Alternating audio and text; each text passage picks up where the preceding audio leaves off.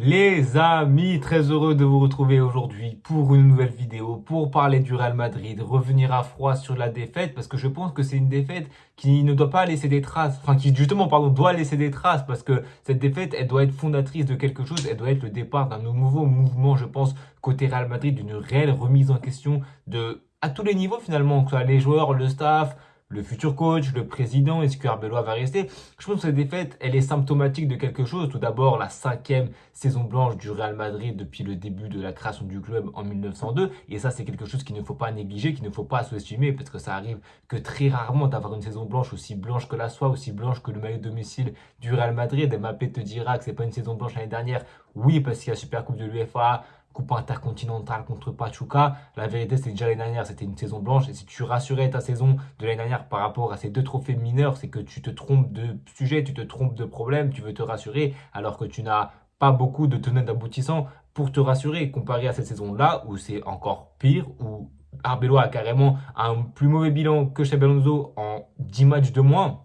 Après, il ne faut pas comparer parce que c'est des matchs qui sont différents, des difficultés qui sont différentes dans un moment de la saison qui est évidemment différent. Donc, est-ce que Xabi Alonso aurait eu le même bilan? Ça, on n'en sait rien et ça restera toujours mon plus grand regret, je pense, de ces dernières années-là dans la politique sportive du Real Madrid de vouloir optimiser ta tactique pour gagner maintenant, alors qu'au final, après 2 saisons, tu n'as toujours rien gagné en trophée majeur. Et c'est impossible en 2 saisons de suite de ne pas gagner un seul trophée en Liga. On a tous vu ce bilan catastrophique du Real Madrid. Je crois que c'est 5 Ligas sur peut-être les 15 dernières années, je crois même les 18 dernières années.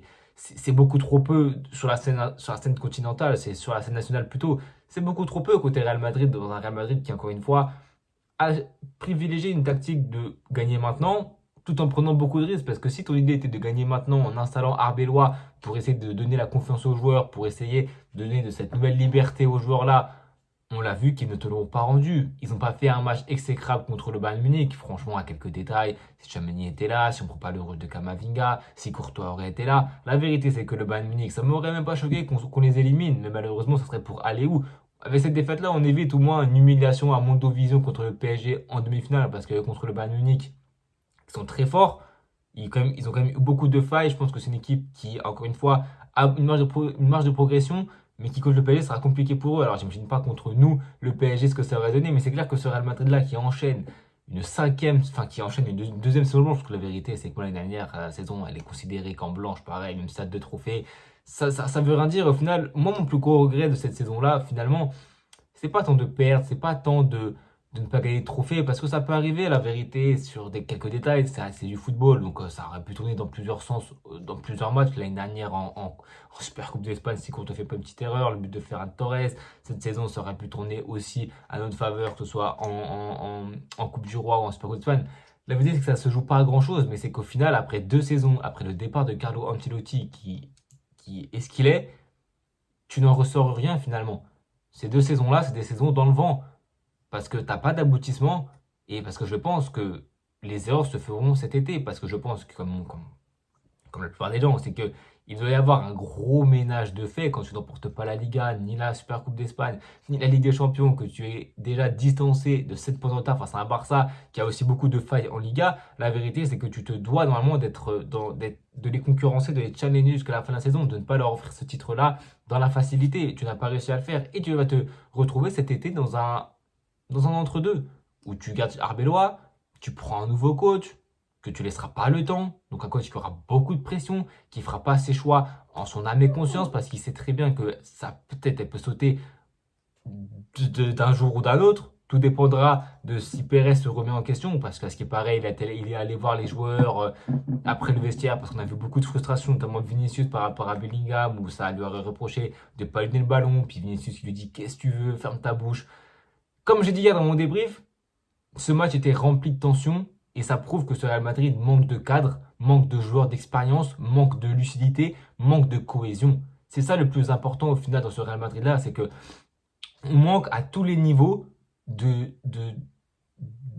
constance, on manque de confiance, on a les pieds qui tremblent, on n'est pas serein de nos qualités et ça se retranscrit dans les matchs ou en Liga, en Ligue des Champions, peu importe la faiblesse de l'adversaire en face, tu as toujours ces 5, 10, 15 minutes où tu n'as pas le ballon, où tu trembles, et ça c'est normal par le ballon dans un match de 90 minutes, mais tu trembles, tu subis des situations que tu ne devrais pas subir, tu te mets dans la difficulté, tu n'arrives pas à mettre ce but-là qui va te rassurer. Ce Real Madrid-là manque d'une âme, ce Real Madrid-là, pardon, manque d'un leader d'expérience. Vous pouvez me dire Carvajal, mais quand le Carvajal, le vieux père, il est jamais là, il est blessé, et quand il revient, il prend des rouges contre l'OM, la vérité, c'est que moi, j'appelle pas ça un cadre. Il faut un leader de vestiaire, et sauf que le problème, c'est qu'il y a beaucoup trop d'ego dans ce vestiaire-là. Pérez a été allé dans le vestiaire.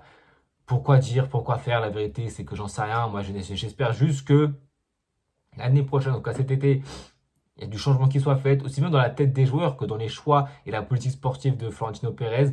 Un coach qui a de la qualité. La vérité, c'est que moi, le seul coach que je veux voir venir, c'est Jürgen Klopp. Mais je ne pense pas qu'il viendra. La vérité, c'est que je pense qu'il y aura peut-être plus un Allegri, peut-être un Deschamps. On verra les pistes, les joueurs qui seront annoncés. Je pense qu'Arbeloa, pour moi, c'était la piste idéale dans un renouveau du Real Madrid là, dans une envie de changer les choses parce que le football progresse, le football avance et on le voit avec tous les clubs qui sont à des années-lumière de nous. On est le seul club encore qui est dans ce domaine-là du passé. La vérité, c'est que ça peut marcher un temps et on l'a vu hier contre Bayern Munich, ça aurait pu passer et c'est dire, ce Real Madrid a quand même beaucoup de marge de progression malgré tout le noir qu'on veut y voir, tout le défaitisme, parce que c'est réel, ce Real Madrid-là a beaucoup de failles aussi, de construction d'effectifs mal gérée, d'une attaque où la vérité, c'est que j'ai pas envie de faire ce raccourci facile-là. Parce que ce Real Madrid-là, je pense que le problème n'est pas Mbappé en soi. Je pense que c'est un problème parmi d'autres problèmes. Parce que ce Real Madrid-là qui a gagné depuis qu'Mbappé était blessé et depuis son retour contre Meilleur les 4 derniers matchs, 3 défaites, un nul.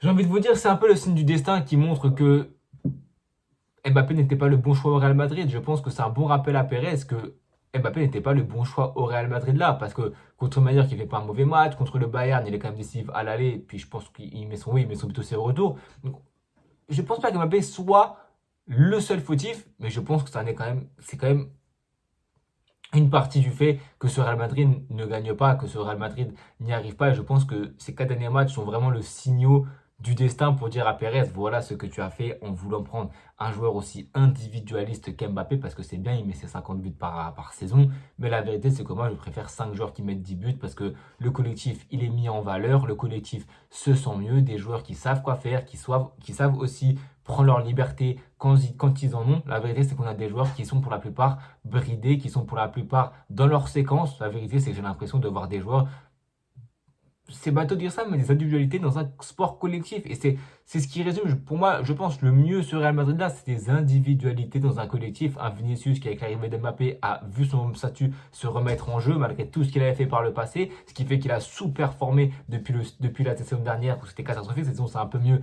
Et encore une fois, contre le Bayern, il n'a pas fait un match extraordinaire. Un Bellingham qui a été l'homme prépondérant il y a 2 ans de la victoire en Ligue des Champions, a vu son rôle amenuire dans un entre-deux où on ne sait pas s'il est relayeur, on ne sait pas s'il joue 8, on ne sait pas s'il joue numéro 10, lui-même ne sait même pas quel poste il occupe. Contre le Bayern, je trouve qu'il a quand même fait un superbe match et je pense qu'on commence à avoir des petites clés de ses qualités et c'est pour ça qu'il ne faut pas être défaitiste à 100% parce que ce Real Madrid, individuellement, a des joueurs de classe mondiale. Il y a des retouches à faire, bien sûr, mais je pense que ce Real a de la progression. Il faut un coach, il faut des idées, faut une dynamique positive qui s'enclenche. L'année prochaine, je pense qu'elle doit s'enclencher et très très vite si on ne veut pas vraiment sombrer pendant des années et des années. Je pense quand même qu'on ne fera pas une 3e saison blanche de suite, je l'espère, en tout cas dans mon inconscient. Mais c'est clair que Bellingham, aujourd'hui, je pense que c'est pour moi le joueur le plus à même, en tout cas, d'avoir ce rôle de leader, d'avoir ce rôle de patron, parce que c'est un joueur qui incarne le goût de l'effort, c'est un joueur qui peut se montrer décisif, qui a su gagner avec le Real Madrid là, parce que quand tu prends Mbappé et que tu veux miser ton avenir sportif sur un joueur qui en club n'a pas gagné de titre majeur, je trouve que c'est une erreur. Après, on le savait évidemment, au moment où Mbappé arrive, j'ai jamais été un pro-Mbappé, un anti-Mbappé, mais j'ai essayé d'être réaliste de mon opinion, de ma peu connaissance footballistique, pour me prouver à moi-même que Mbappé n'était pas la solution au Real Madrid. Si tu voulais gagner, pourquoi pas continuer avec un effectif qui avait déjà gagné la Ligue des Champions? Voilà, Mbappé à ce moment-là, c'était une opportunité de transfert gratuit.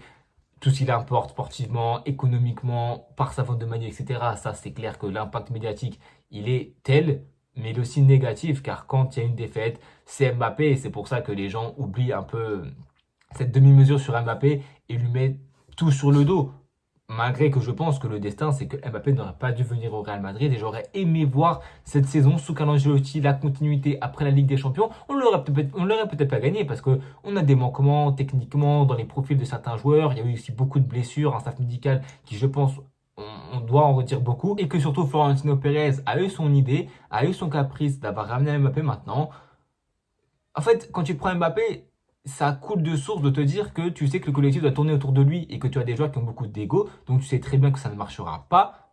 Et donc tu sais très bien ce qui va en découler. C'est que des joueurs comme Vinicius vont devoir partir si on veut voir Mbappé prendre les rênes de l'équipe et exploser. Je pense que Mbappé, c'est pas ce que lui veut, mais sauf que c'est la condition sine qua non, je pense, pour que ce Real Madrid soit conquérant. Parce qu'on on le voit bien, Vinicius Mbappé, moi, je suis toujours optimiste dans le football parce que je pense qu'on aime trop en faire, on aime trop surinterpréter, on n'est pas dans l'entraide d'un club, dans l'entraide d'un vestiaire, on ne sait pas ce qui se passe la vérité. Mais on le voit sur le terrain, Mbappé Vinicius, il y a des séquences qui peuvent marcher. Malheureusement, si tu as la plénitude d'un joueur, c'est aussi qu'il soit bien entouré, c'est aussi que les rôles soient bien définis.